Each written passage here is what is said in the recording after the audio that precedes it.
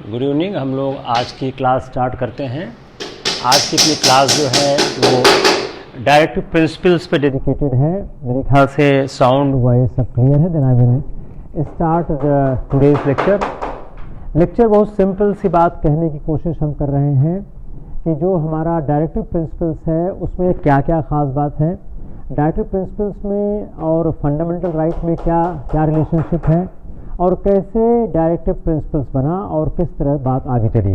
तो मेरे ख्याल से आवाज़ साफ आ रही है। अगर आवाज़ नहीं आ रही है then you tell me, I can improve the voice quality if possible, otherwise I will start the lecture. Let's see the main issue which we want to address here.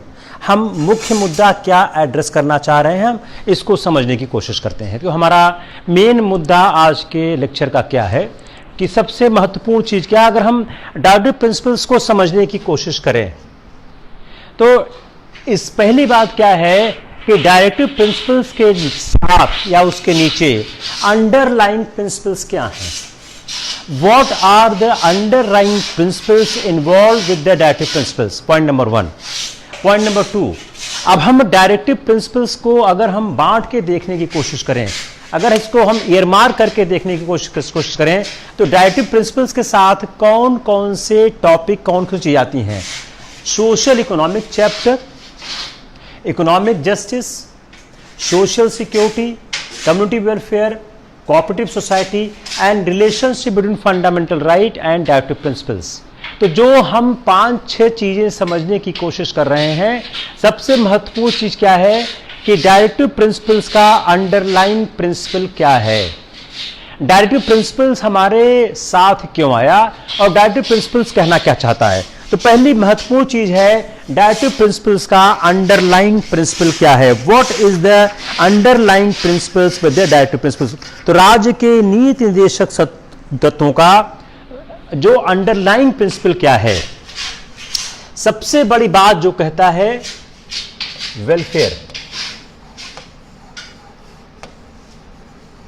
Welfare of society. Directive principle की जो सबसे पहली बात है कि वह society के welfare की बात करता है। Welfare of the society is the first important factor with the directive principle of state policy.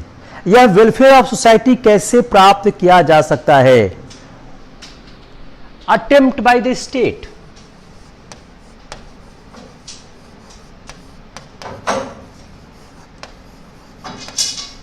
Attempt by state. कोशिश कौन करेगा? राज्य इस बात की कोशिश करेगा कि कैसे हम एक वेलफेयर की सोसाइटी को प्राप्त करें। तो हमारा जो एक वेलफेयर स्टेट है, जो हम एक वेलफेयर स्टेट का कॉन्सेप्ट लेके आ रहे हैं, कल्याणकारी राज्य।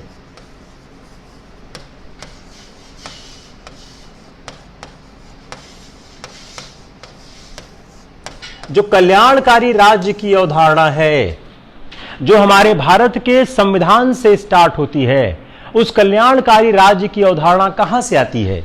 वह हमारे directive principles of state policies आती है। तो how it can be achieved? State Endeavour, जो हमारे डायरेक्टिव प्रिंसिपल्स हैं, उसके लिए राज्य प्रयास करे। राज्य क्या प्रयास करे? इनको क्रियान्वित करने का, इनको क्रियान्वित करने का। It is an attempt of the state to implement it is should be an attempt of the state to implement it. तो राज्य इस बात का प्रयास करे कि कैसे इसका क्रियान्वयन करें। तो जो हम जिस तरह के समाज में आज हम रह रहे हैं, उस समाज में अगर प्रॉस्पेरिटी प्राप्त करनी है, अगर सोशियो इकोनॉमिक जस्टिस प्राप्त करना है, if want to have the socio economic justice,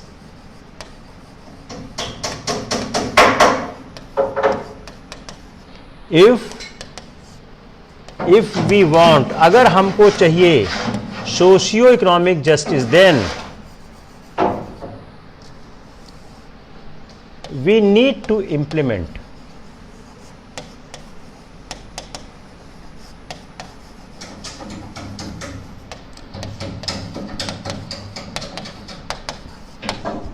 बड़ा सामान्य सी बात है, बहुत सिंपल सी अवधारणा है, इसमें कोई भी ऐसी बात नहीं है जिसके बारे में हम कोई खास बात कह रहे हैं, बहुत सिंपल बात कहने की कोशिश करें। तो जो हमारा पार्ट 4 ऑफ संविधान है,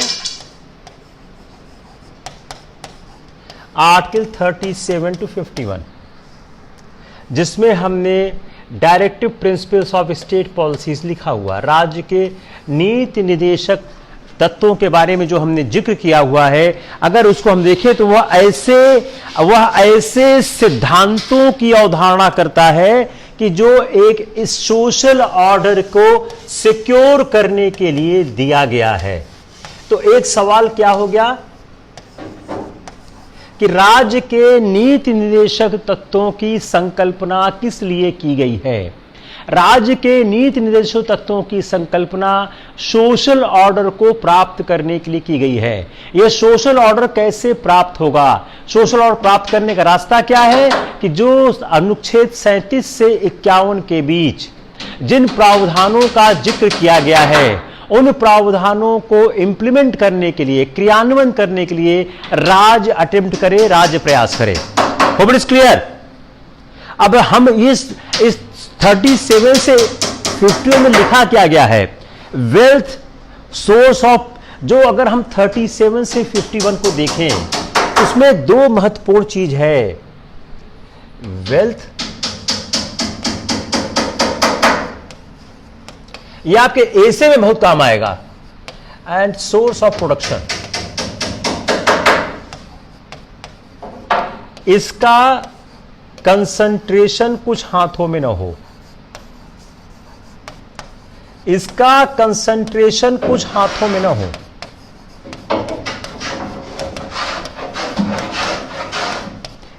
the wealth and source of production, यह कुछ व्यक्तियों के हाथ में न रह जाए, इसका एक प्रॉपर डिस्ट्रीब्यूशन हो। तो जो लोगों के जीवन के लिए जरूरी है, लोगों के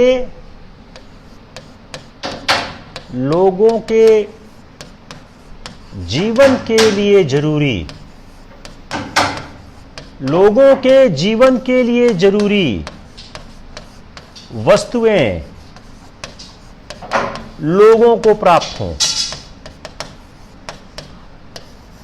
लोगों के जीवन के लिए जरूरी वस्तुएं लोगों के लिए प्राप्त हो। अगर सिंपल सी बात हम कहना चाहें बगैर किसी लीगल जार्गन के, तो जो लोगों के जीवन के लिए जरूरी है वह लोगों को प्राप्त हो। तो जो एडिक्वेट लाइवलीहुड है वह सब आदमियों को प्राप्त हो, और स्टेट इस बात की कोशिश करे। अब लोगों के लिए जरूरी क्या है? Wages, environment, health, hygiene, equal opportunity,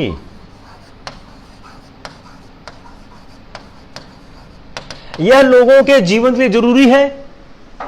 तो जो लोगों के जीवन के लिए जरूरी है वह प्राप्त हो, इसके लिए राज्य के नीति निदेशक सिद्धांतों की एक उद्घोषणा की गई है। अब इसके साथ साथ क्या देखिए, यही नहीं, अब लोगों को क्या चाहिए? कॉमन सिविल कोड,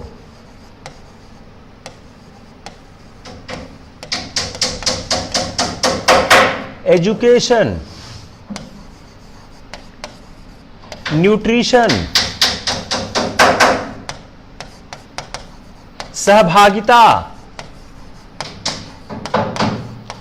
अब आपका एक सवाल मैं हैंडल कर रहा हूं कि राज्य के नीति निदेशक तत्वों की संकल्पना क्यों की गई है? राज्य के नीति निदेशक तत्वों की संकल्पना जो की गई है वह कैसे प्राप्त की जा सकती है? इस सवाल को मैं आंसर करने की कोशिश कर रहा हूं। अब देखिए, जो अगर हम देखें तो यह दो इंपॉर्टेंट कैरेक्टर रखता है, टू इंपॉर्टेंट कैरेक्टर। बताइए क्या है दो इंपॉर्टेंट कैरेक्टर? कुछ लोगों ने मेरा क्लास पहले सुना हुआ है, बताइए दो इंपॉर्टेंट कैरेक्टर क्या हैं? What are the two important character in the directive principles of the state policy? बताइए। Not enforceable by law.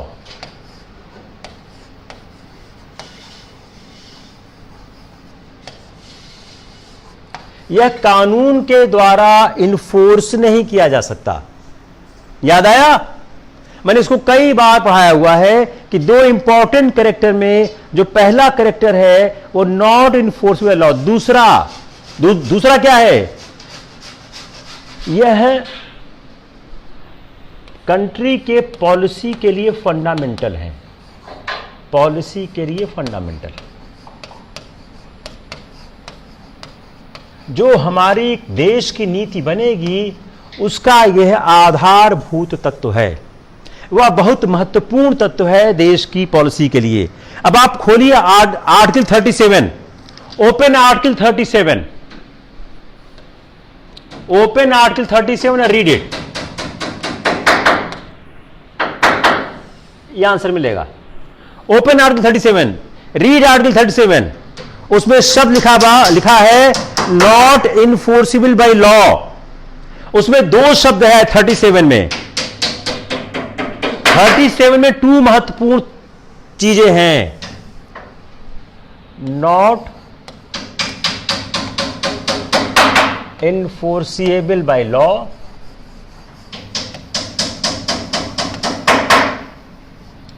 State shall apply. मिल गया? किसको नहीं मिला? किसको नहीं मिला? दो शब्द किसको नहीं मिला? किसको दो शब्द नहीं मिला? Not enforceable by law and state shall apply. हम यहां से पूरे कॉन्सेप्ट को डेवलप करने की कोशिश करते हैं, हम यहां से पूरे के पूरे कॉन्सेप्ट को डेवलप करने की कोशिश करते हैं। अगर आप आर्टिकल 37 पढ़ें, उसमें दो बहुत महत्वपूर्ण शब्द हैं, नॉट इनफोर्सिबल बाय लॉ और दूसरा क्या है? State shall apply. Let me interpret these two words. यह दोनों शब्द क्या बोलते हैं? यह जो प्रोविजन दिए गए हैं इस पार्ट में, यह किसी न्यायालय द्वारा इन्फोर्स नहीं किए जा सकते, लेकिन जो प्रिंसिपल्स अंडरलाइंड हैं, वह प्रिंसिपल अंडरलाइंड क्या है? फंडामेंटल है गवर्नेंस ऑफ द कंट्री के, and it shall be the duty of the state to apply these principle in making laws. Got it? अब इसको आप समझने की कोशिश करिए, ट्राई टू अंडरस्टैंड कि अनुच्छेद 37 से 51 तक में जो हमारे राज्य के नीति निदेशक तत्व हैं, सिद्धांत हैं, वह किसी न्यायालय द्वारा प्रवर्तित नहीं किए जा सकते, लेकिन जब भी राज्य की नीतियों का निर्धारण होगा, जब भी राज्य की नीतियों का निर्धारण होगा तो इनको नीतियों में शामिल किया जाना आवश्यक होगा। यह आर्टिकल 37 बहुत क्लियरली अंडरलाइन करता है, बहुत क्लियरली इस बात को 37 कहने की कोशिश करता है। तो जब भी गवर्नमेंट कोई पॉलिसी बनाएगी तो वह इसको निश्चित रूप से ध्यान रखेगी। हमारी डेमोक्रेसी क्या है? पार्लियामेंट्री डेमोक्रेसी है।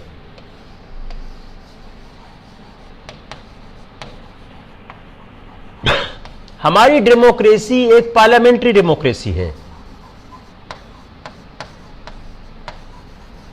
इस पार्लियामेंट्री डेमोक्रेसी में जो पीपुल्स विल है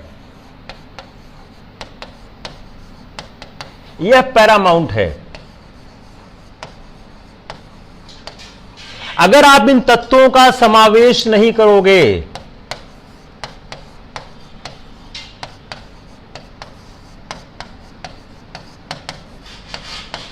तब क्या होगा? जनता आपको शासन से हटा देगी, जनता आपको शासन से हटा देगी। अगर आपने इन तत्वों का समावेश नहीं किया तो उसका सीधा रास्ता क्या आएगा कि जनता आपके को शासन से हटा देगी। तो हमने इस्टेब्लिश क्यों किया? एक पॉलिटिकल डेमोक्रेसी के साथ साथ हमने सोशियो इकोनॉमिक जस्टिस की बात की। तो जब आप इसको इंप्लीमेंट करने को फेल हो जाएंगे तो आपके साथ क्या होगा? आप मतदान में समस्या पाएंगे।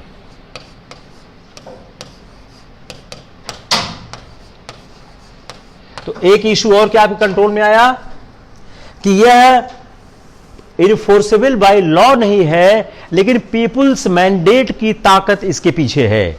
जो पीपुल्स का मैंडेट है वह इसकी बहुत बड़ी ताकत है, और उस ताकत के कारण लोगों को इसका ध्यान रखना पड़ता है। अब अगर हम देखें तो जो सोशियो इकोनॉमिक एस्पेक्ट है, सोशियो इकोनॉमिक एस्पेक्ट,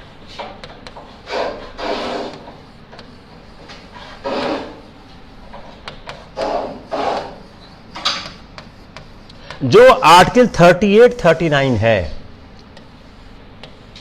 अगर मान लीजिए आपसे सोशियो इकोनॉमिक एस्पेक्ट पूछते हैं तो आर्टिकल 38-39 दोनों सोशियो इकोनॉमिक एस्पेक्ट की बात करता है। रीड आर्टिकल 38 और 39। आर्टिकल 38 क्या बात करता है? आर्टिकल 38 बात करता है कि एक सोशल ऑर्डर की बात करता है। सोशल ऑर्डर,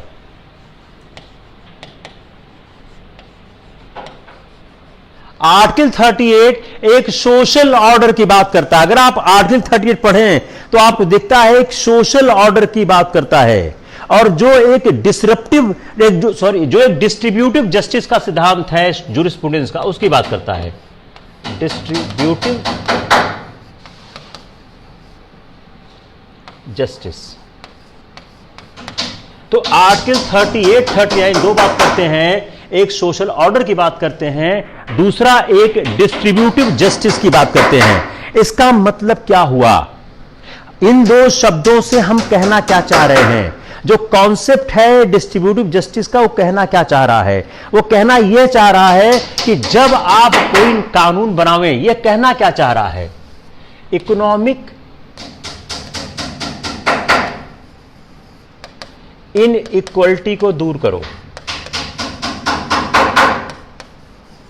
इकोनॉमिक इनइक्वलिटी को दूर करो।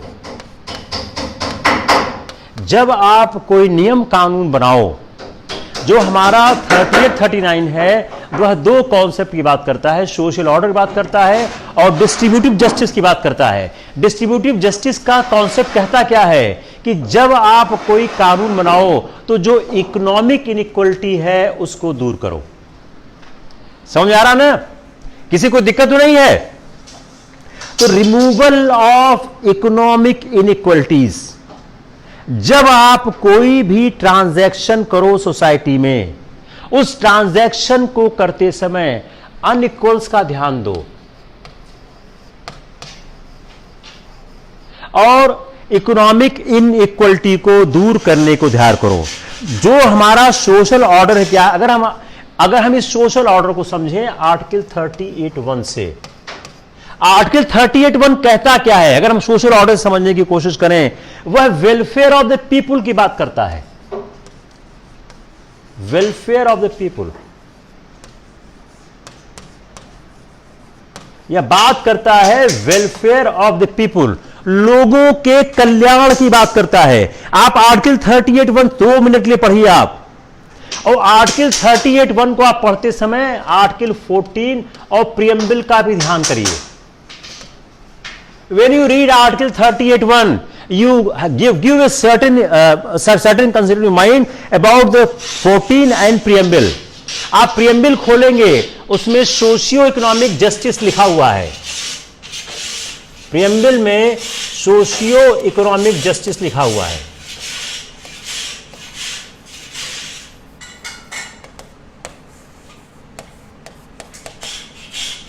प्रियम्बल में सोशियो इकोनॉमिक जस्टिस का पूरा जिक्र किया गया है। तो जो आर्टिकल 38(1) है वो बात करता है स्टेट इस तरह का कार्य करे, इस तरह के कार्यों को प्रोत्साहन दे जिसमें सामाजिक, आर्थिक और राजनीतिक जो न्याय है वह राष्ट्रीय जीवन की सभी संस्थाओं को अनुप्राणित करे। बहुत सीधी सी बात समझने की कोशिश करिए, क्या कहने की कोशिश करता है। तो जो हमारा एक social economic and political justice है, सोशल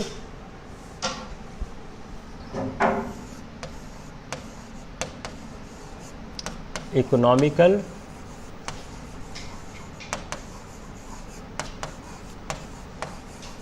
पॉलिटिकल जस्टिस।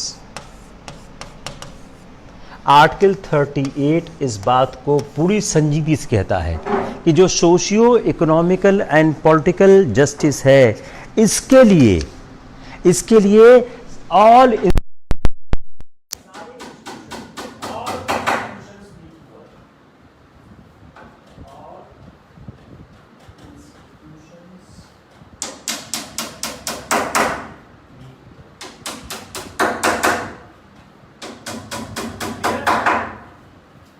क्लियर हो गया होगा कि क्लियर हुआ नहीं हुआ। अब आर्टिकल 38 में 44th अमेंडमेंट से 38 आता है वाया 44th अमेंडमेंट।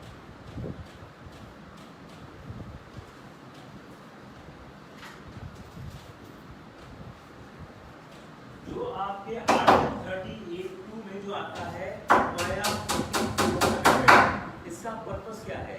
यह बात करता है मिनिमाइज इनइक्वालिटीज इन इनकम। अगर आप इसको आसान भाषा में कहें, इनइक्वालिटीज की बात करता है।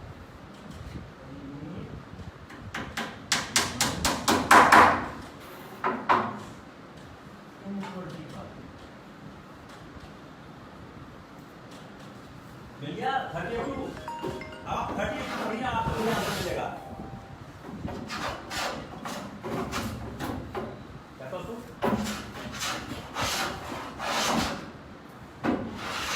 ओके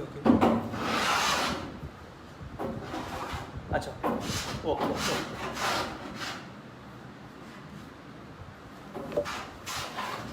क्या आवाज नहीं आ रही है क्या?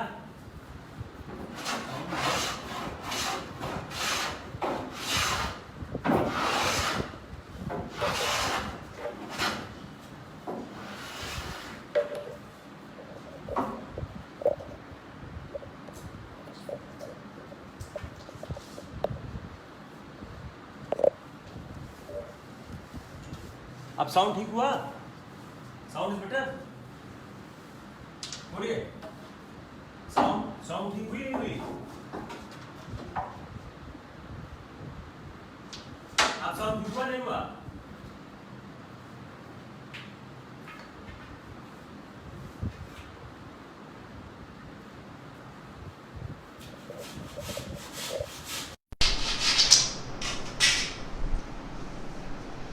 साउंड ठीक हुआ? इट्स बेटर और नॉट बेटर?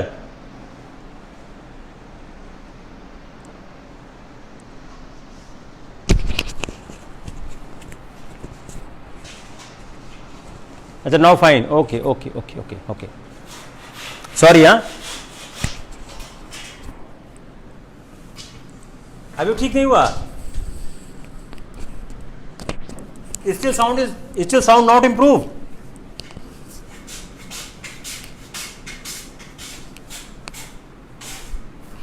ओके ओके,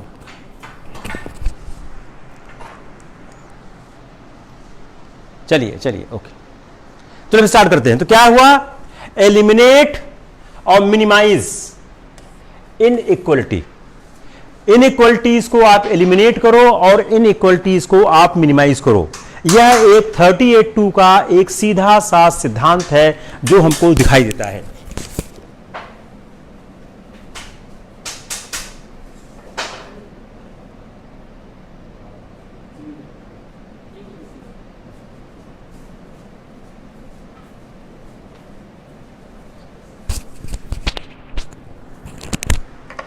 तो आप क्या करो? इनइक्वालिटीज को मिनिमाइज करो और इनइक्वालिटीज को करो। तो जो क्लास 2 है 38 का, जो इंसर्ट हुआ है 44th अमेंडमेंट से, यह बात करता है मिनिमाइज इनइक्वालिटीज इन इनकम और एलिमिनेट करो इनइक्वालिटीज को। तो कैसे होगा? जब आप अपॉर्चुनिटीज दोगे एमंग्स इंडिविजुअल एंड ग्रुप, जब आप अपॉर्चुनिटीज दोगे, अपॉर्चुनिटीज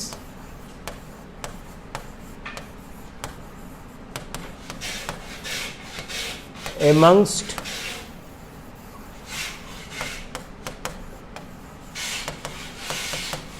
individual and groups, जब आप इंडिविजुअल में और ग्रुप के बीच, जिनको इंडिविजुअल में और ग्रुप में जब आप अपॉर्चुनिटीज दोगे तब जाके यह फर्क आएगा। तो क्या हो गया, नॉट ओनली अमंग्स इंडिविजुअल। अब आपका जो प्री का सवाल बनाएंगे तो उसमें इसको भी लिखेंगे, इसको भी लिखेंगे। अब आप जब आर्टिकल 38(2) पर प्री का सवाल बनेगा तो 38(2) क्या बोलता है कि स्टेट ऐसी कोशिश करे कि जो इनइक्वलिटीज है इनकम में वह कम हो, और जो इनइक्वलिटीज हो स्टेटस में, फैसिलिटीज में, अपॉर्चुनिटीज कम हो। अब आप उसमें आगे बढ़ गए, not amongst only individuals but groups also. वह इंडिविजुअल्स में भी हो और ग्रुप्स में भी हो। तो क्या सवाल कैसे बनाएंगे कि वह वह इनइक्वलिटीज कम करेंगे। इंडिविजुअल्स, ग्रुप, सी, बोथ, डी, ओनली ए। देखिए सवाल बन गया। अब इन्होंने क्या किया, बेयर एक्ट से ही सवाल बना दिया कि जो आप अपॉर्चुनिटीज दोगे उस अपॉर्चुनिटीज में जो इनइक्वलिटीज कम करोगे, उन इनइक्वलिटीज को कम कैसे करोगे, amongst individual, amongst group, both, only A. अब क्या किया है उन्होंने, कंफ्यूजन जबरदस्ती क्रिएट कर दिया। यहां पे इसको लिखा हुआ है फिर लिख दिया उन्होंने लिखा हुआ है और फिर लिख दिया एक बार। अब आप इस सवाल को समझने की कोशिश करिए। यह दोनों लिखकर उन्होंने आपके माइंड को चैलेंज कर दिया। Got it?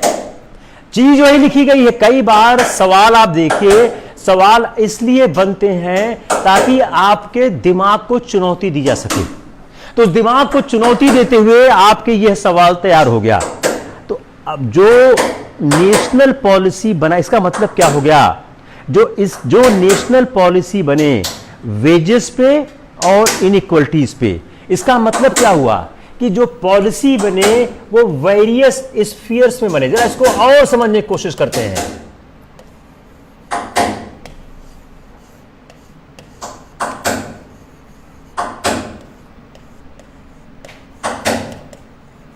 Thirty eight to का मतलब क्या हुआ, जो पॉलिसी बने वो कैसी बने, वो पॉलिसी जो बने वो वेरियस स्फीयर्स में बने, जो बने ऐसी बने जो वेरियस स्फीयर्स ऑफ लाइफ में बने।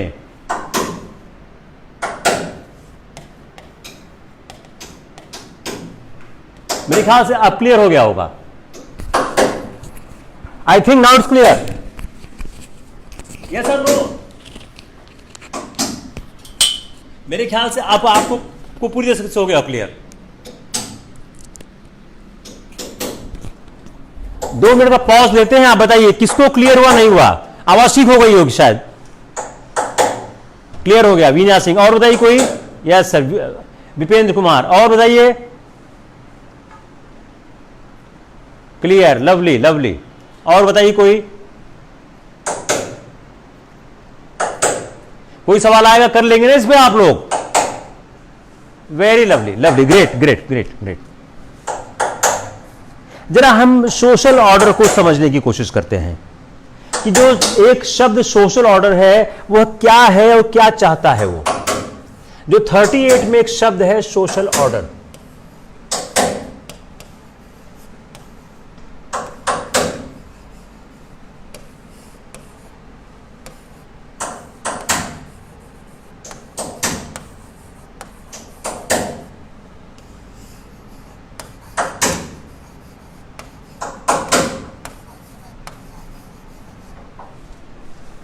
जो 38 में शब्द है सोशल ऑर्डर, उस सोशल ऑर्डर को समझने की कोशिश करते हैं।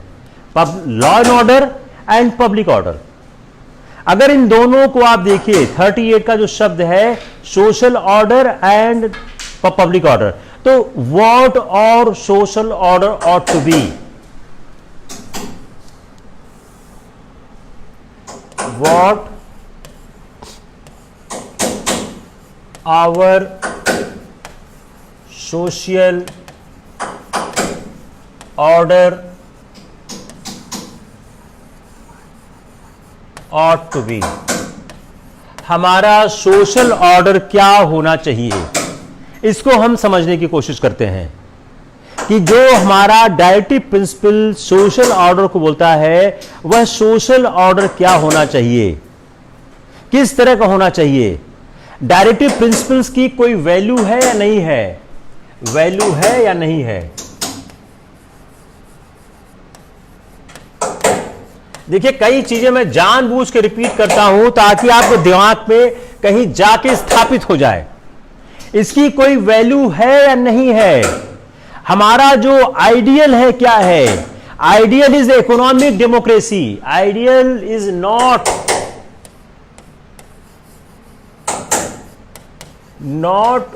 ओनली पॉलिटिकल डेमोक्रेसी,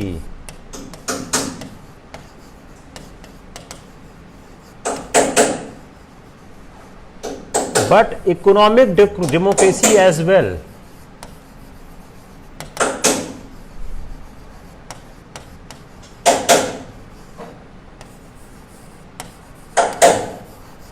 हमारा जो आइडियल है, जो गोल है, सिर्फ पॉलिटिकल डेमोक्रेसी मात्र नहीं है, बल्कि हमारा आइडियल इकोनॉमिक डेमोक्रेसी है, और उसी को हम यहां पे इंफेसिस दे रहे हैं। जो सोशल ऑर्डर को इंफेसिस दे रहे हैं, ये दे रहे हैं। क्लियर हो गया। अगर आर्टिकल 38 को समझने की कोशिश करें तो हमारा जो एक आइडियल था, not only political democracy but economic democracy as well, जो हमारा आर्टिकल 38 है वह इस इकोनॉमिक डेमोक्रेसी के बारे में बात करने की कोशिश कर रहा है। हम सिर्फ पार्लियामेंट्री फॉर्म ऑफ गवर्नमेंट नहीं चाहते थे। हम क्या चाहते थे, हम चाहते थे इकोनॉमिक और सोशल ऑर्डर एज वेल। हम इकोनॉमिक और सोशल ऑर्डर भी चाहते थे।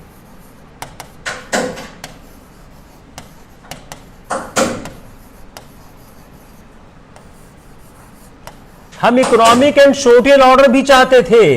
हम सिर्फ पॉलिटिकल डेमोक्रेसी तक कन्फाइन नहीं थे। 1931 के कराची अधिवेशन के बाद से, अगर आप 1931 का कराची अधिवेशन को आप पढ़ें, उसका अधिवेशन के बाद से जो कांग्रेस ने अपनी बात कहनी शुरू की, उसमें पॉलिटिकल डेमोक्रेसी सिर्फ नहीं था, उसमें इकोनॉमिक एंड सोशल डेमोक्रेसी भी था। तो हमारा ऑब्जेक्ट क्या था जब हमने कॉन्स्टिट्यूशन बनाया? हमारा ऑब्जेक्ट क्या था? हमारा दो ऑब्जेक्ट था, पॉलिटिकल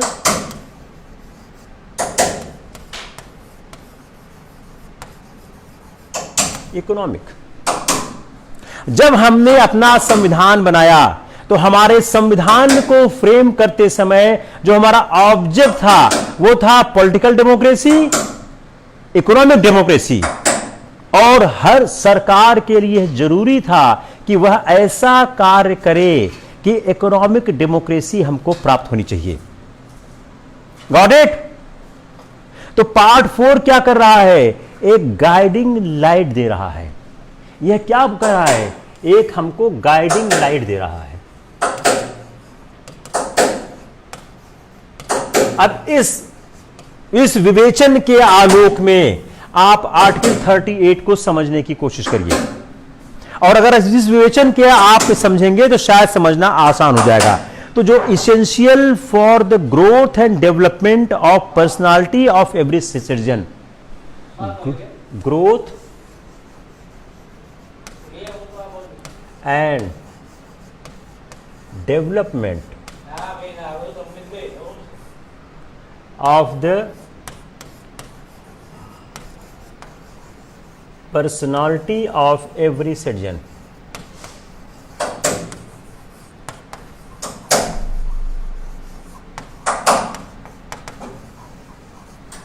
जो हर सिटीजन की पर्सनालिटी का ग्रोथ और डेवलपमेंट है वह कैसे प्राप्त होगा? तो जो सोशल जस्टिस है यही चाह रहा है। It is the desire of the social justice. आपके ऐसे में बहुत काम आएगा, desire of social justice.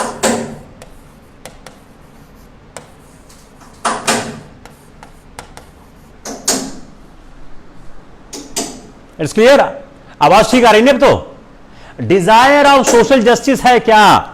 Desire of growth and development of the personality of every citizen, यह डिजायर है सोशल जस्टिस का, यह एम है सोशल जस्टिस का। क्या है? Substantial degree of social, economic and political equality.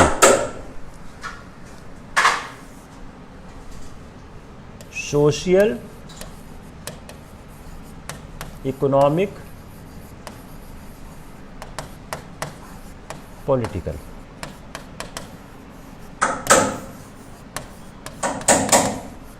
Social, economic and political justice, ये क्या है?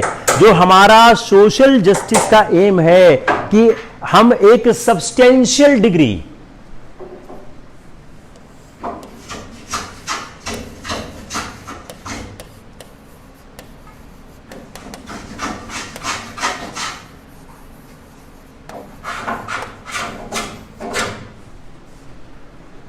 इस चार्ट को आप बनाइए, सारी प्रॉब्लम सॉल्व हो जाएगी, सारी प्रॉब्लम सॉल्व हो जाएगी। तो हमारा growth and development of personality every citizen है, डिजायर ऑफ सोशल जस्टिस का है, substantial degree of social, economic, political justice प्राप्त होना चाहिए। अब हम अगले सवाल को देखते हैं। आर्टिकल 39 जो कहता है, सबसे बड़ा इंपॉर्टेंट आर्टिकल 39 है, वो कहता है कि एक इकोनॉमिक जस्टिस को सिक्योर करने के लिए राज्य क्या करे। अब इसको समझने के बाद हम देखते हैं इकोनॉमिक जस्टिस को सिक्योर करने के लिए राज्य क्या करे। इकोनॉमिक जस्टिस को सिक्योर करने के लिए, को सुरक्षित करने के लिए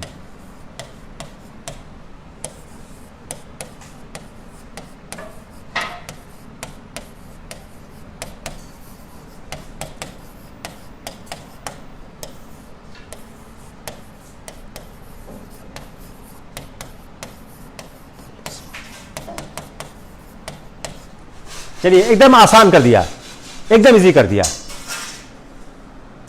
एकदम इजी कर दिया। आवाज आ रही ना? आवाज में कोई दिक्कत नहीं है? एकदम आसान कर दिया कि इकोनॉमिक जस्टिस को सिक्योर करने के लिए राज्य क्या करे, यह अनुच्छेद 39 में डिफाइन किया गया, लिखा गया है। तो अब इंग्लिश और बता देता हूं कि जो आर्टिकल 39 है, specially require the state to direct its policy towards securing the certain principles. What are those principles? What are those principles? वह principles क्या क्या है? What are those principles? Let's see how the economic justice may be secured, what the state should do for securing the economic justice. क्या क्या होने चाहिए जो article 39 में डिस्क्राइब है। Equal right of main and women,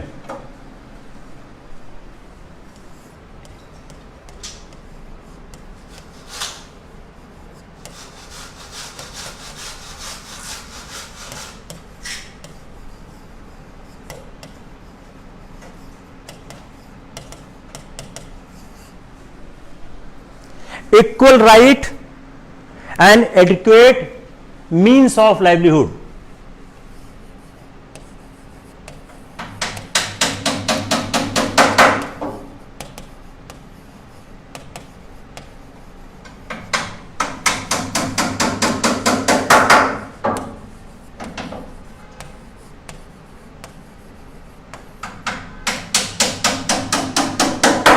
clear? आदमियों और औरतों के समान अधिकार हो और जीवन जीने का पर्याप्त साधन हो। ठीक है? डिस्ट्रीब्यूशन, ओनरशिप, डिस्ट्रीब्यूशन,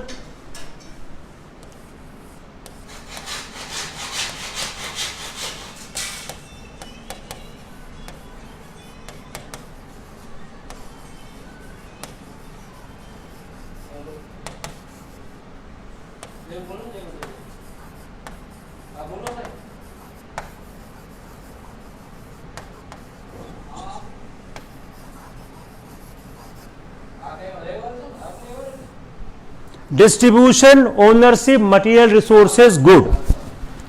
जो ओनरशिप और कंट्रोल है मटेरियल रिसोर्सेस पर, वह कम्युनिटी के कॉमन गुड के लिए होना चाहिए। ओनरशिप का, मटेरियल रिसोर्सेस का डिस्ट्रीब्यूशन होना चाहिए किसके लिए? कम्युनिटी के कॉमन गुड के लिए। एकदम आसान कर दिया है, एकदम आसान कर दिया है।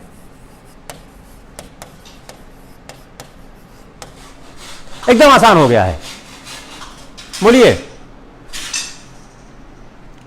क्लियर हो रहा नहीं हो रहा है? एकदम आसान कर दिया है। मटेरियल रिसोर्सेस का डिस्ट्रीब्यूशन ऐसा होना चाहिए, जो मटेरियल रिसोर्सेस का जो डिस्ट्रीब्यूशन है, जो मटेरियल ओनरशिप का, जो मटेरियल रिसोर्सेस का जो ओनरशिप और कंट्रोल है, उसका डिस्ट्रीब्यूशन ऐसा होना चाहिए कि वह कम्युनिटी के कॉमन गुड के लिए हो। बड़ा आसान है। अगला क्या है? Concentration of wealth.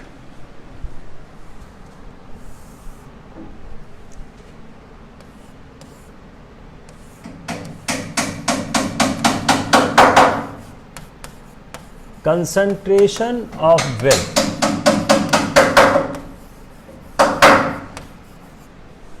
अगला क्या है? Concentration of wealth.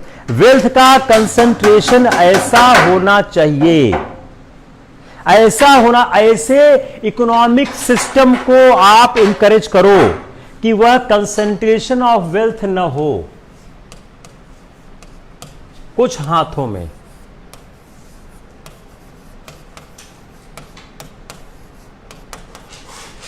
Economic resources का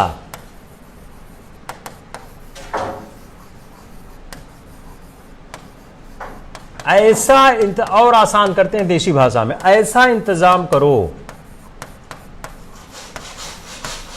कि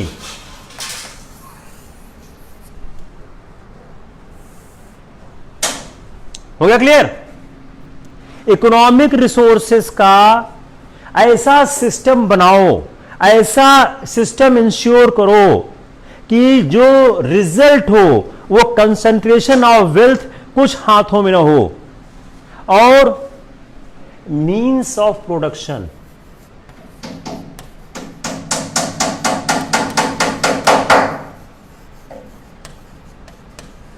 मीन्स ऑफ प्रोडक्शन और वेल्थ, यह दोनों के लिए ऐसी कार्यवाही करो कि वह कुछ हाथों में कंसंट्रेट न हो, कि वह कुछ हाथों में कंसंट्रेट न हो।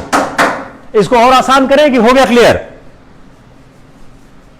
और आसान करें या काम बन गया? Tell me. If you want they I can more simplify it.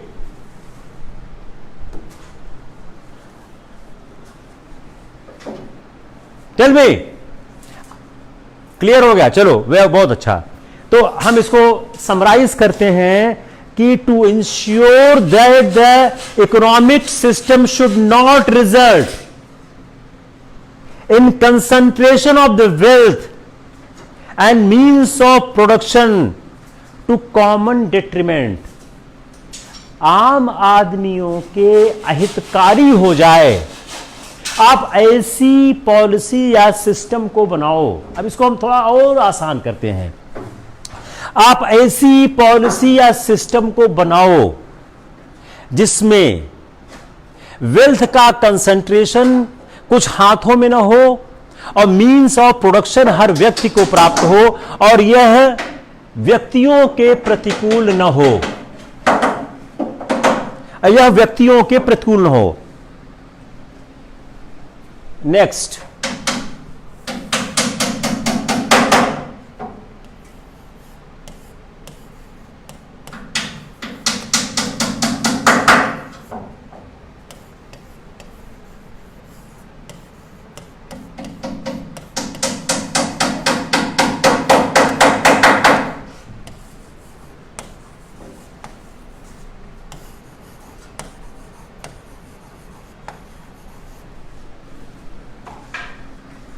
Equal pay equal work, आदमी और औरत के काम का इक्वल पे हो और इक्वल वर्क हो। क्या है, अगर समान वर्क है, समान काम है, तो आदमियों और औरतों को एक समान पैसा मिलना चाहिए।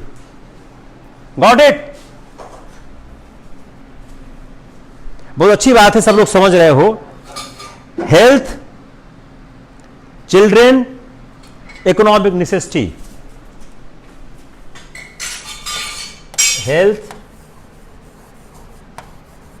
Children, economic necessity.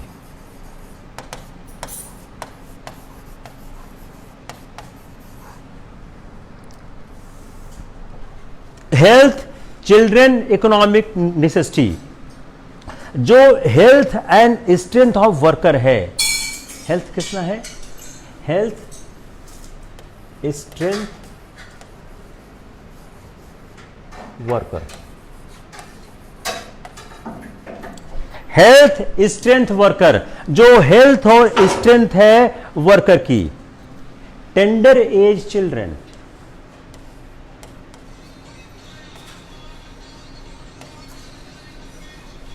Tender age children, health, strength, worker, tender age children, not to forced, not to forced,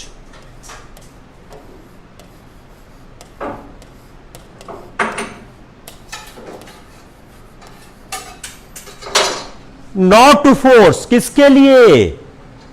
economic necessity, to enter in work, to enter in work early as.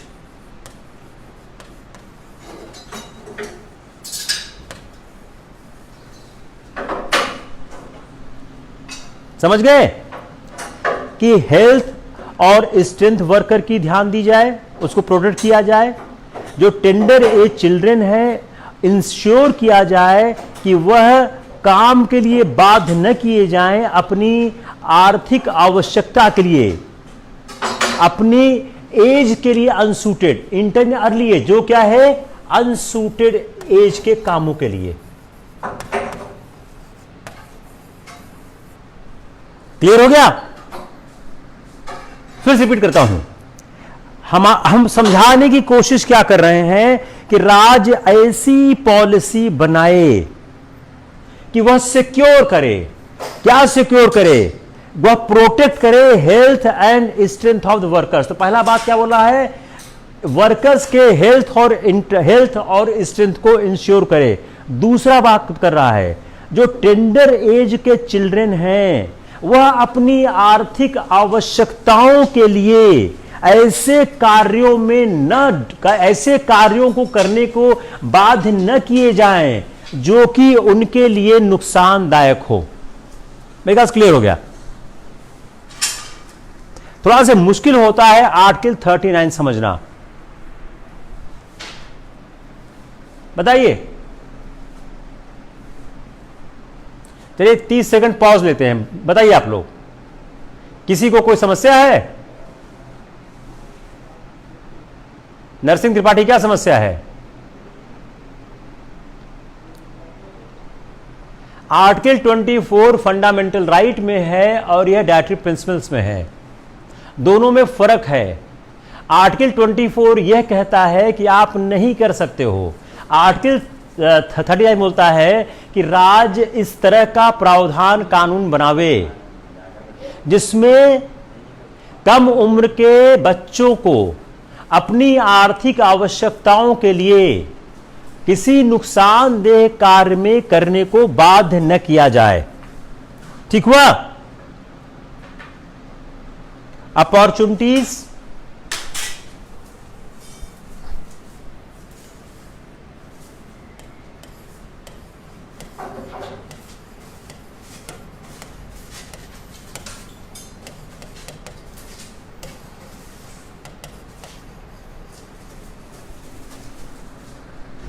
Opportunities, children, opportunities, children,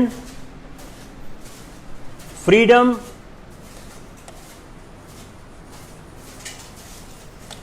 dignity, opportunities, children, opportunities, children, freedom, dignity, exploitation.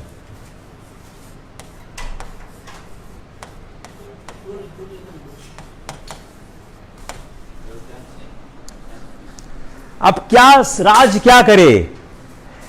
Children को the children are given opportunities किसके लिए? To develop a healthy manner and in condition of the freedom and dignity. और childhood and youth are protected against the exploitation and against moral and material abandonment. moral and material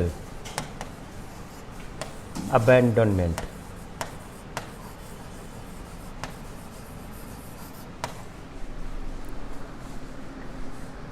समझ आ रहा है कि बालकों को स्वतंत्र और गरिमामय, हिंदी में करते हैं, बालकों को जो स्वतंत्र और गरिमामय वातावरण मिले जिसमें उनको स्वस्थ विकास का अवसर मिले, बालकों को कम आयु में शोषण से मुक्ति प्राप्त हो और नैतिक और आर्थिक परित्याग से रक्षा की जाए.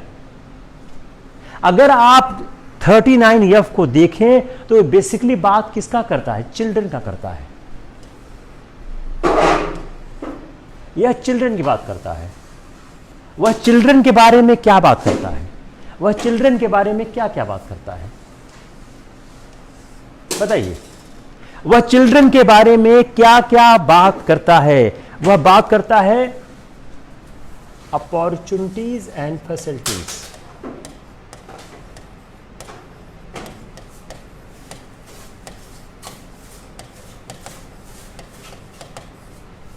बच्चों को उचित अवसर और उनको वातावरण की प्राप्ति हो, हेल्दी मैनर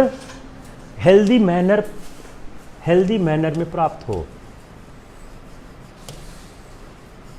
स्वस्थ प्रक्रिया के तहत प्राप्त हो. ठीक है. अब आप दोनों को जोड़ने की कोशिश करिए. हेल्दी मैनर में प्राप्त हो, उनको फ्रीडम और डिग्निटी हो,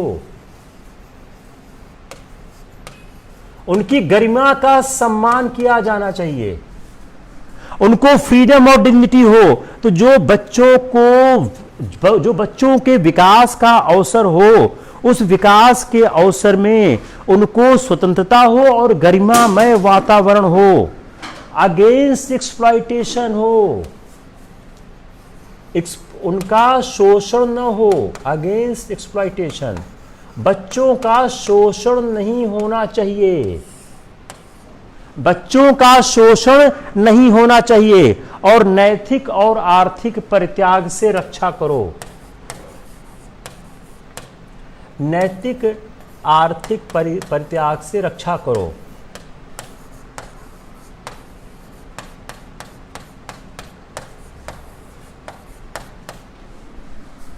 क्लियर हो गया? अब कहता क्या है? अब इसको और थोड़ा आसान करते हैं. राज्य बच्चों के संबंध में ऐसा कानून बनावे, ऐसी नीति बनावे कि उनको स्वस्थ और गरिमामय माहौल में उनको अवसर मिले और उनको सुविधाएं प्राप्त हों.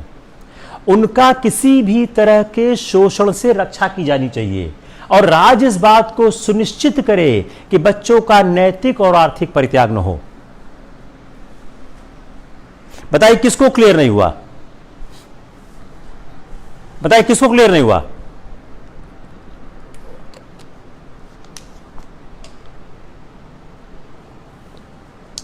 कोई है जिसको क्लियर नहीं हुआ?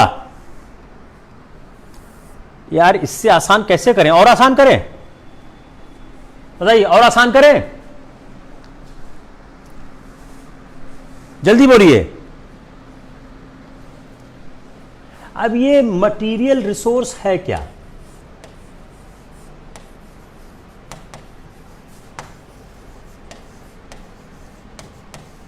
जो आर्टिकल 39B में लिखा है, ये मटेरियल रिसोर्स है क्या? What is the material resource? इसका मतलब क्या है? Material resources of the community.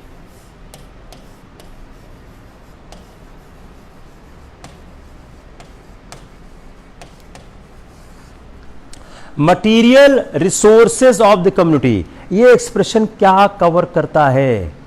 ये कवर करता है land held by the private owners as well.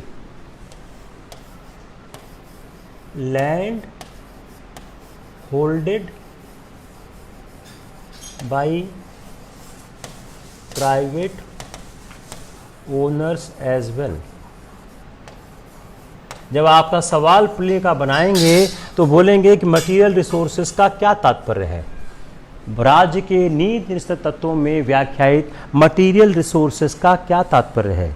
तो यह जो प्राइवेट जो लैंड है, जो private land holded by individual itself, यह जो प्राइवेट लैंड है, यह सरकार, यह जो लैंड है, जो ये प्राइवेट लैंड है, ये सरकार एक्वायर कर सकती है, सरकार अधिग्रहित कर सकती है।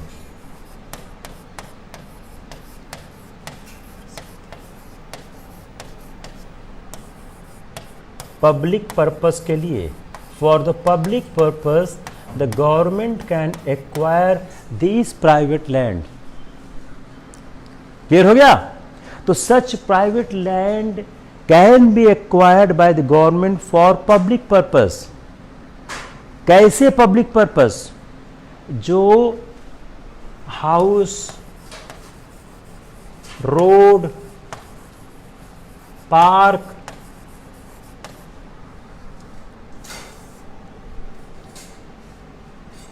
Common amenities,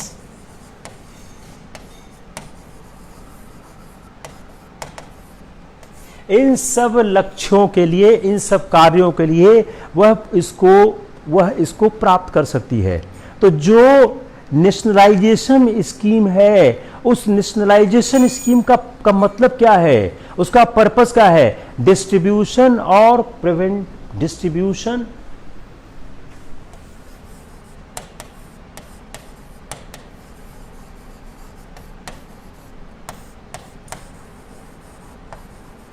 preventing concentration of wealth।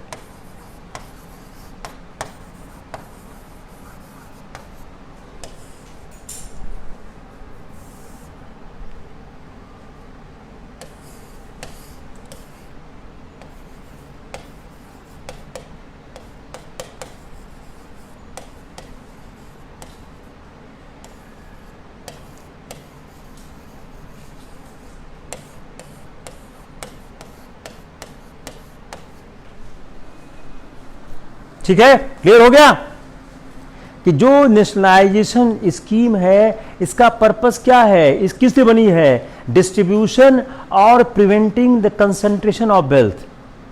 लेकिन एक सफिशिएंट नेक्सस होना चाहिए। लेकिन आप जब पॉलिसी बनाओ, जो 39B और 39C है, उससे एक सफिशिएंट नेक्सस होना चाहिए।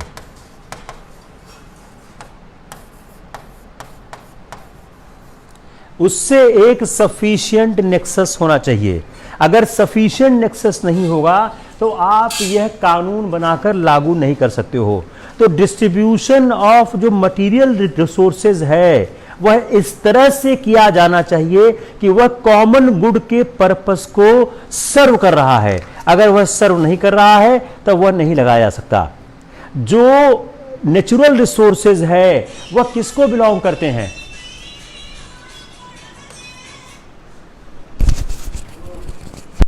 नेचुरल रिसोर्सेस किसको बिलोंग करता है? नेचुरल रिसोर्सेस पब्लिक का है। नेचुरल रिसोर्सेस किसका है? नेचुरल रिसोर्सेस पब्लिक का है।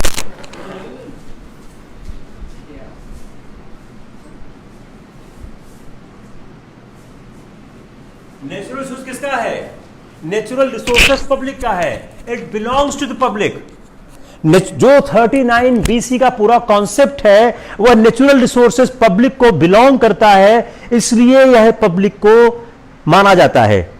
जो इक्वल पे और इक्वल वर्क है 39D में,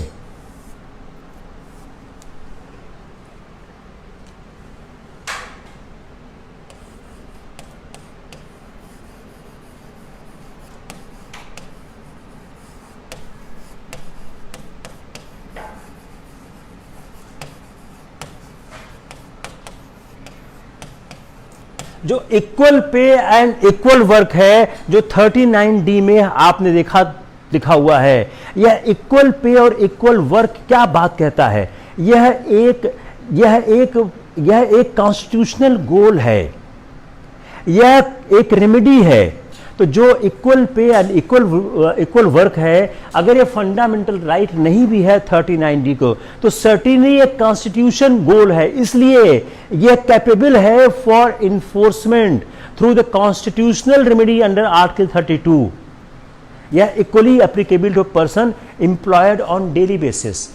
यह बड़ा इंपॉर्टेंट है, यह पार्ट 4 में है, लेकिन यह कॉन्स्टिट्यूशन गोल है।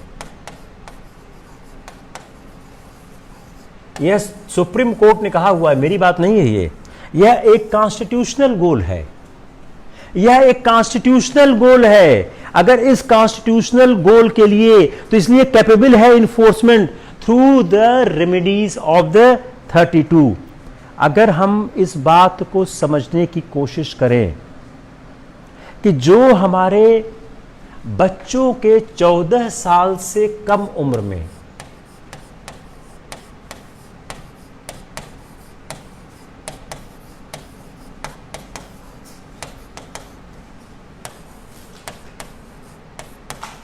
काम करने पर दिशा निर्देश है, वह दिशा निर्देश आपको जानना जरूरी है, क्योंकि यह आपके GSA से कहीं भी काम आ सकता है। तो 14 साल से कम उम्र पर जो दिशा निर्देश है, तो जो कहा कहता है कि 14 साल से कम के बच्चों को आप हैजार्डस वर्क में,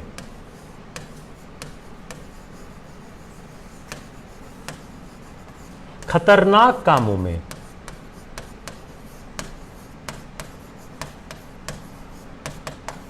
एम्प्लॉय नहीं कर सकते।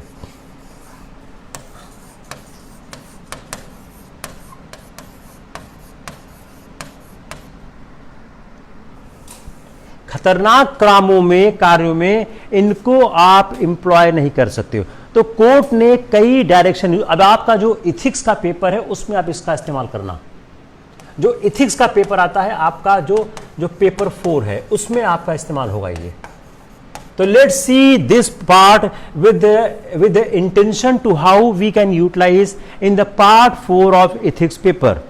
तो जो उन्होंने यह बात कहने की कोशिश की कि जो इसके साथ आप आर्टिकल 24 को भी देखिए।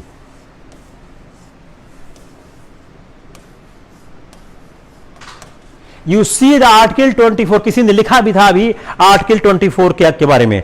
तो आर्टिकल 24 एंड आर्टिकल 24 और आर्टिकल 39, जो आर्टिकल 39 में जिक्र किया गया है बच्चों के बारे में, और जो आर्टिकल 34 में दिया गया है। अब आर्टिकल 34 और 39E एंड F दोनों में बच्चों का जिक्र है।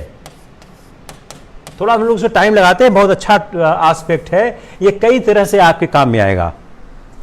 जो आर्टिकल 24 है और 39E और F है, जो 39E में बच्चों की बात की गई है और 39F में बच्चों की बात की गई है। अब कोर्ट ने जो डायरेक्शन दिया, क्या डायरेक्शन दिया? Child labour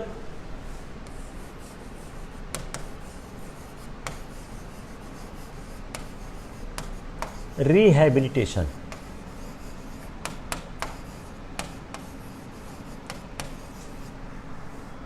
child labour rehabilitation, child labour rehabilitation. इसका मतलब क्या हो गया कि कोर्ट ने डायरेक्ट किया कि child labour rehabilitation welfare fund बनाया जाए।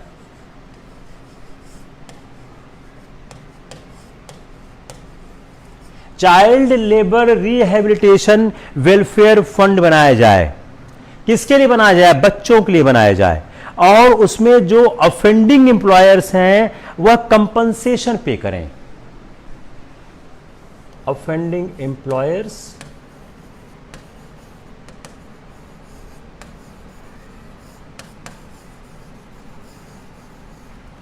कंपनसेशन, वह प्रतिदेय दें, वह कंपनसेशन पे करें।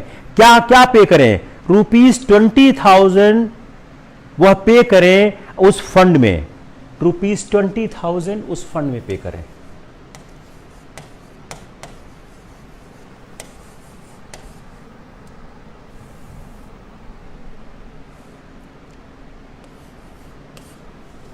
Child labour rehabilitation welfare fund बनाया जाए, जिसमें जो ऑफेंडिंग एम्प्लॉयर हैं वह 20,000 पे करें, और उन्होंने बच्चों के रिहेबिलिटेशन के कई उन्होंने रास्ते बताए। गवर्नमेंट को कहा वह इंश्योर करे, government should ensure.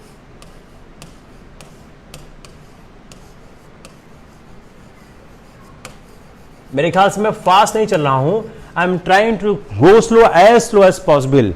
Government should ensure, government क्या इंश्योर करे कि adult member of child family को जॉब मिले।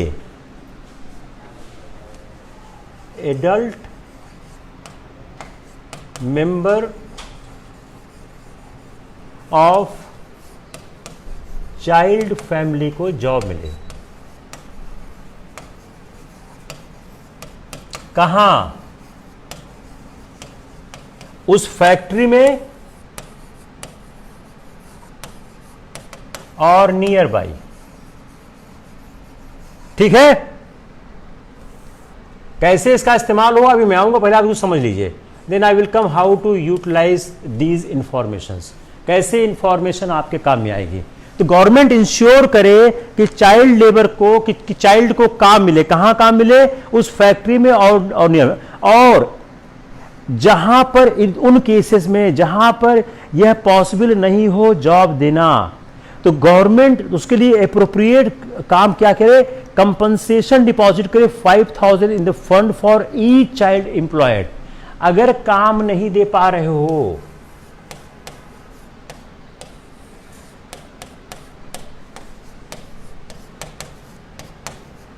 तो जो फंड सबमिट हुआ है उसमें 5,000 रुपया ईच चाइल्ड डिपॉजिट करो। अगर काम नहीं मिल पा रहा है, अगर उन बच्चों के परिवारों को काम नहीं मिल पा रहा है, तो इस बात को इंश्योर किया जाए। अगर पहली बात तो काम दिलाओ, अगर काम नहीं मिल पा रहा है तो उनको कंपनसेशन मिलना चाहिए 5,000 रुपया in fund for each child employed factory और हैजार्डस। अब जो अथॉरिटी कंसर्न बस दो ऑप्शन है, या तो एम्प्लॉयमेंट दे एडल्ट को, या तो 25,000 एम्प्लॉयमेंट। अगर हम इसको समराइज करें, एम्प्लॉयमेंट दो या 25,000 रुपए दो, ये हो गया नटशेल में।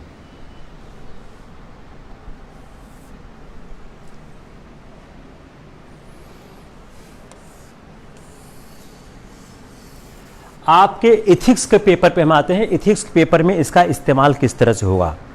इथिक्स के पेपर में इसका इस्तेमाल इस तरह से होगा कि अगर कहा जाए आप इथिक्स का पेपर का क्वेश्चन बनाइए कि आप एक डिस्ट्रिक्ट में एज ए डीएम काम कर रहे हैं, आपको पता लगता है कि उस डिस्ट्रिक्ट में कई फैक्ट्रियां छात्रों के साथ बच्चों के साथ अन्यायपूर्ण व्यवहार करती हैं और बच्चों को हैजार्डस काम में एम्प्लॉय करती हैं। आप उस परिस्थिति में क्या करेंगे? ये सुप्रीम कोर्ट का डायरेक्शन है, आप लिख मारिए। 25,000 नॉट 50,000, ये 25,000, 20 + 5 ये सुप्रीम कोर्ट का डायरेक्शन है, इसी को आप लिख मारिए। प्रशांत मिश्रा 25,000, 20,000 प्लस 5,000, 20। आप देखिए एबीसी, देखिए एक में 20,000 है, 5,000 है, तो दोनों मिलाकर 25,000 हो गया। तो अगर आपको इथिक्स में यह सवाल मिलता है, लास्ट पॉइंट क्या है? लास्ट पॉइंट है अगर आप काम नहीं दे पा रहे, आप देखिए point number A, point number B, point number सी।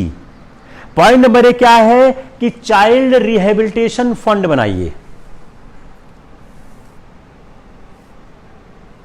आप एक चाइल्ड रिहेबिलिटेशन फंड बनाइए।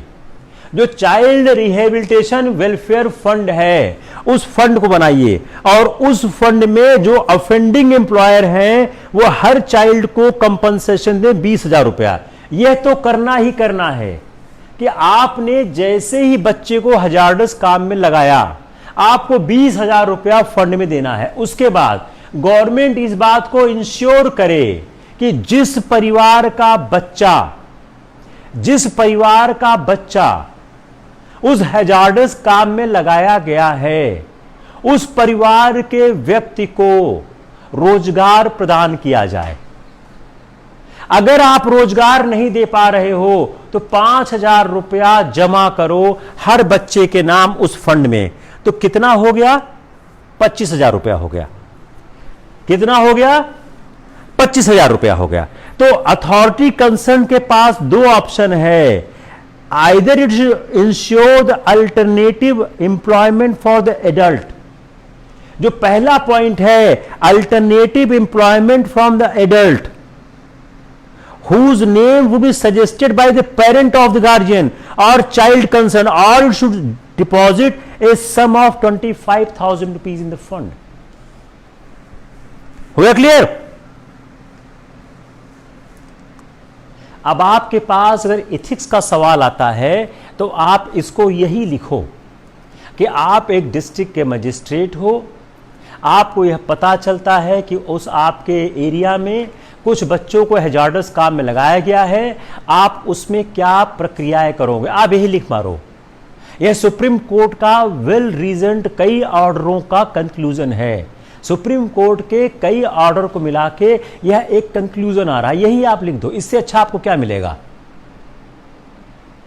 इससे अच्छा आपको क्या मिलेगा कि हम बच्चों को काम से बाहर निकालेंगे, एक चाइल्ड वेलफेयर फंड हम इस्टेब्लिश करेंगे, चाइल्ड वेलफेयर फंड में 20,000 रुपया दिया जाएगा, और बच्चों के परिवार में एक व्यक्ति को नौकरी दी जाएगी।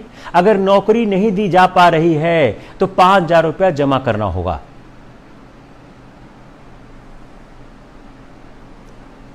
क्या वो फैमिली बच्चे को खतरनाक काम करने दंडित नहीं किया जाना चाहिए? यह दंड के बाद की प्रक्रिया है, दंड की प्रक्रिया अलग है, यह दंड की प्रक्रिया नहीं है, यह कोर्ट का डायरेक्शन है। यह बात करता है जो बच्चे को काम करने का जो दंड है वह आर्टिकल 24 टेक केयर करेगा। आर्टिकल 24 आप पढ़िए, मैंने पढ़ाया था कि जो चाइल्ड वर्क पे जो दंड बनाया गया है उसकी मैंने बात आर्टिकल 24 में की हुई है। शायद मेरे ख्याल से आप उस दिन क्लास में नहीं रहे होगा, रहे होते आपको याद होता। तो जो उन्होंने चाइल्ड लेबर प्रोहिबिशन एक्ट बनाया है, चाइल्ड लेबर प्रोहिबिशन एक्ट बनाया है, चाइल्ड लेबर प्रोहिबिशन एक्ट। तो चाइल्ड लेबर प्रोहिबिशन एक्ट में जो सजा है वो तो अलग चलेगी, उस सजा का इससे कोई ताल्लुकात नहीं है। अगर आप मेरा लेक्चर खोल के देखिए आपको मिल जाएगा, मैंने बताया हुआ है कि चाइल्ड लेबर प्रोहिबिशन एक्ट बनाया गया है जिसमें प्रोविजन किया गया है compensation employment of their parent and guardian and education. तो जो गार्जियन और एजुकेशन के लिए, जो उसके एजुकेशन के लिए, अभी एक्ट क्या बोलता है, यह एजुकेशन की भी बात करता है, एम्प्लॉयमेंट की भी बात करता है। आप लोग गूगल करके इसको पढ़ लीजिएगा, हर चीज अगर मैं बताऊंगा तो कोई क्लास कभी खत्म ही नहीं होगा। आप चाइल्ड लेबर प्रोहिबिशन एक्ट को आप खोल के पढ़ लीजिएगा, गूगल में ये एकदम पूरी तरह से अवेलेबल है। इसको अगर आप खोल के पढ़ लेंगे आपको साफ साफ दिख जाएगा कि उसमें क्या कहा गया है। यह एक सुप्रीम कोर्ट के जजमेंट से यह भी बात सामने आई हुई है। तो हम ये बात को समअप करते हैं कि एथिक्स में कैसे इसका इस्तेमाल हो सकता है। अब in case getting employment for an adult, the parent or guardian shall have to withdraw his child from the job.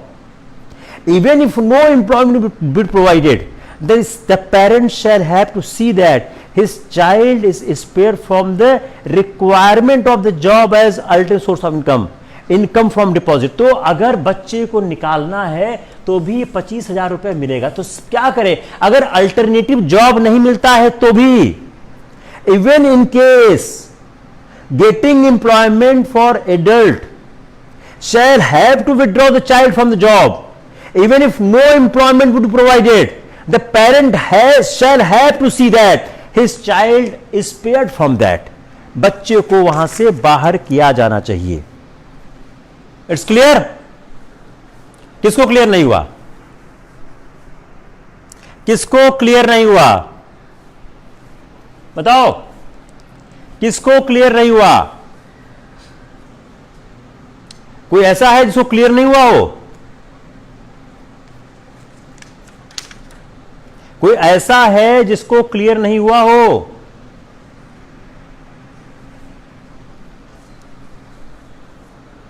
Social security,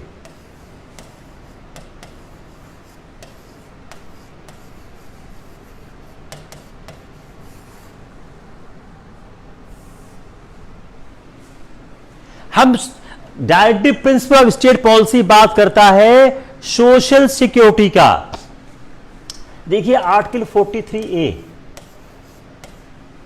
directive principle of state policy बात करता है सोशल सिक्योरिटी का। You open the article 43A, आपको social security की बात दिख जाएगी। Participation in management,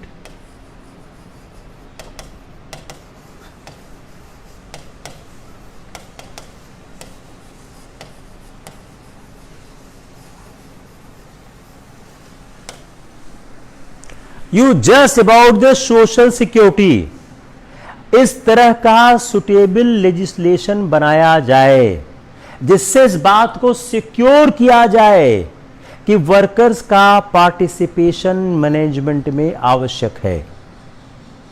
यह क्या है? यह सोशल सिक्योरिटी है। यह क्या है? शुभम त्रिपाठी कौन सी दवा बता रहे हैं? मैं कल या अभी दवा बताता हूं। भाई ऐसी चीज मत लिखो चैट पे जिसका कोई संबंध न हो हमारी पढ़ाई से। मैंने इस बात को पहले भी कहा हुआ है कि जरा से आप संजीदगी बरतो। अभी कौन सी दवा आप बता रहे हो? यहां पे इतनी मेहनत से लेक्चर तैयार होता है, इतनी कोशिश चलती है, इतना फ्रेगमेंटेशन किया जाता है। शुभम आपका मन पढ़ाई में लगता नहीं, आप आईएएस क्यों देना चाहते हो? मैंने पहले भी आपको राय दिया हुआ है। अगर आपकी मिस्टेक है तो आपका कोई भी पढ़ने में मन नहीं लग रहा है। अगर आपका पढ़ने में मन लगता आप यहां टाइप न करते। आप सुन ही नहीं रहे हो। शिवम मैंने आपको पहले भी कहा था आप आईएएस मत दो। आप क्यों आईएएस देना चाहते हो? जब आपका इंटरेस्ट पढ़ने में नहीं है, आप जो लोग पढ़ते हैं उनको पढ़ने दो ना यार। अगर आप यहां ये टाइप कर रहे हो कि मैं अभी आपको दवा बताता हूं, इसका मतलब क्या है? आपका पढ़ने मन नहीं लग रहा है। इतना ज्यादा इंटेंस लेक्चर है ये कि आपका दिमाग हल्का सा भी डाइवर्ट करेगा तो आप पढ़ नहीं सकते हो। मेरे ख्याल से आज का क्लास बंद करते हैं। आप इनको ब्लॉक करो, शिवम त्रिपाठी को आप ब्लॉक करो, इनको आप बाहर करो। Will see you in the next class.